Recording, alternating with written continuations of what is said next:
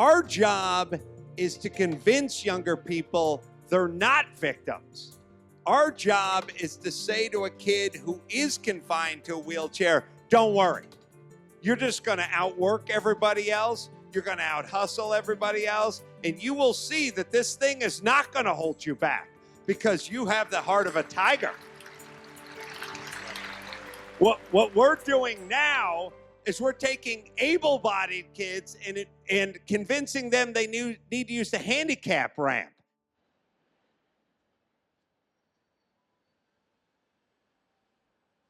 I went to Clark Atlanta University, which is a black college in Atlanta, and I really wanted to have just open and free dialogue with as many of the students as possible. I got a great motto on my radio show. I prefer clarity to agreement. We may not agree, but at least it's important that we be clear where we differ. The general belief in American history has been free speech includes all speech, including hate speech. Do you think that should be changed? That's hard. That's hard to say because you're really telling the person they can't say what they think. It's hard to say, but words are powerful. So people know what they're saying will invoke some type of emotion, some type of feeling. People know what Should they be allowed to say it? That's all I'm asking. I'm talking a legal question, not a moral question. I can't legally say that a person shouldn't be allowed to speak their mind. According to polls, 50% of the Americans your age thinks that there shouldn't be free speech for hate speech. You don't agree with that? I do not agree with that. I think if you take away hate speech, you're hiding it. Right. So it becomes worse. Mm-hmm. That's an interesting point. Let me ask you this, because it's generally said that a lot of African Americans think that this country is essentially racist. Do you think this country is essentially racist? I wouldn't say the average white is naturally a racist. I say it's been embedded on which the system, which this nation has been built on. So if you think of generation to generation, think of your ancestors and my ancestors, the different, ground to which we come from. Ever since my ancestors were brought here to America, they were slaves. Your ancestors were slave owners.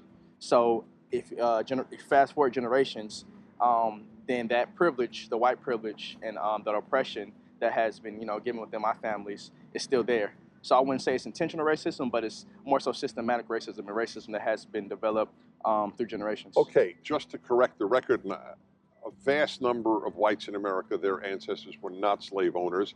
They were either Northerners or they came here later. I mean, my ancestors in 1863 were in Poland, and they were not doing very well. They were Jewish. So, Gotcha. But anyway, just for the record, Gotcha. Your interactions with non-blacks, are they largely positive or negative on a day-to-day basis? The interactions you will have to day-to-day, they won't be racist. But, when there's opportunities, you may not be the first thought. You may not be the first one to be called. It's a lot of things that go into why things, are the way they are. At some point down the road, I don't know when, but at some point, we as blacks are going to realize the degree to which we identified our aspiration in victimization, the degree to which we rely on it as not just as an excuse, but as a self-definition. Well, I don't know what I want to do with my life, but I think there's some racism out there. Well, there very likely is some racism out there. So what? Until Black America gets to the so what place, we're going to fall farther and farther behind. You don't sit still in life, I've discovered. You go up or you go down. But the thing is, it's another thing to actually be in the shoes of those who are being oppressed. I don't think anyone in America is oppressed. You do, obviously, and that's a very big divide. After hundreds of years of slavery, after hundreds of you don't years think of slavery. We've been oppressed? No, you didn't say have been. You said are. You think blacks were once oppressed from slavery? It's just so how do you not think that it's generational? How do you not think that we're still trying to consciously, socially, still recover from that?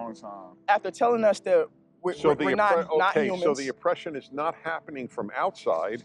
It's a residue of the inside. Of course, because of what's happening on outside. But the thing is, it's still so being no matter faced how outside. whites act, no matter how kind they might be, it's irrelevant because you're still oppressed because of of slavery from the 19th century. You may not be. You just asked your own question. You may not be physically getting beat, but mentally. You asked your own All question. right, so right, well, You asked all your right. own question. How many generations would it take for that to end? That's a trick question. No, it's not a trick. Maybe there's no answer. Maybe we don't know the answer. Exactly. Okay, No, fine. no, It certainly I wasn't meant as a trick question. I can't argue with what any given individual feels inside. Naturally, because you don't walk in my shoes. Founding Right. fathers. But didn't you're mean not you walking understand. in white shoes, and yet you're ascribing Exactly, to whites because we're the oppressed.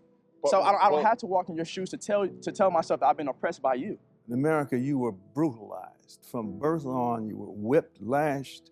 Your children was taken from you and sold away. Your wives were used at the will of the overseer, whatever. I mean, it just was dehumanizing in every conceivable way and for centuries. So you got a beef. How long are you going to ride that beef? How long do you think it's going to take? Because the only person who can break that bond is you, inside yourself. Say, well, just because white people were once racist does not mean I'm going to sell out my life. I'm going to ask less of myself and claim that I'm being held back by victimization.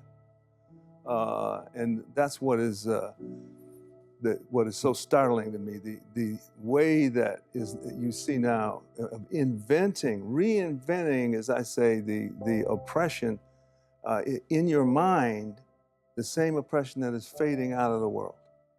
As it fades, you cling and reinvent it, rebuild it.